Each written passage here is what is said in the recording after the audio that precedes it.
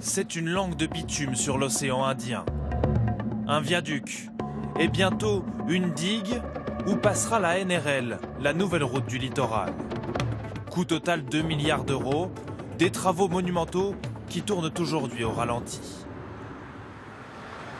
Nous voici sur le chantier commencé il y a 6 ans. 12 km de route entre Saint-Denis, la capitale, et le port, le poumon économique. Le viaduc est déjà sorti de mer, il doit être livré l'année prochaine. On est en train de tirer les enrobés là, sur la couche d'étanchéité qu'on a mis en avant. On est vraiment sur les derniers travaux de finition de cette partie-là du viaduc. La NRL longe la route actuelle, une nationale. Alors pourquoi en construire une nouvelle? La faute à cette paroi rocheuse. Lors de fortes pluies, des torrents jaillissent de la falaise qui s'effondrent sur la route. Bilan, 22 morts en 40 ans et de nombreux accidents. On a des systèmes de filets et des pièges à cailloux qui sont efficaces pour des chutes de quelques blocs, mais qui ne peuvent pas empêcher des effondrements grande masse qui pourraient atteindre la chaussée. Coût du chantier, 165 millions d'euros du kilomètre, 20 à 30 fois plus cher qu'une autoroute. Mais ce n'est pas le seul obstacle. Pour finir la digue et la route, il manque un matériau, de la roche massive. Une partie est importée, mais pour la région, la solution se trouve sur l'île, enfouie sous ses champs.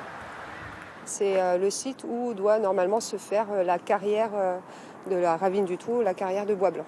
Sur 35 hectares, une carrière à côté des maisons au bord d'une réserve marine.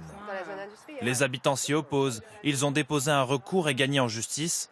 Le projet est suspendu. On est 100% d'accord pour que cette NRL soit finie et le plus vite possible et à un coût, on va dire raisonnable, puisque de toute façon on a déjà des surcoûts qui sont énormes. Mais par contre, là où on n'est pas d'accord, c'est qu'il y a un impact environnemental irréversible sur l'île de la Réunion pour finir une route de 12 km. Pour éviter cette carrière, les opposants ont une alternative. À la place d'une digue, construire un autre viaduc. Hors de question pour ces promoteurs. On prendrait au minimum 3 ans de retard. Pourquoi?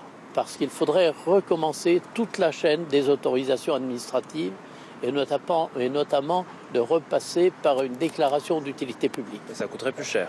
Et ça coûterait plus cher et ce serait long. Prévu en 2020, l'ouverture de cette NRL est désormais incertaine. Et chaque jour qui passe fait grimper la facture de cette route, déjà l'une des plus chères au monde.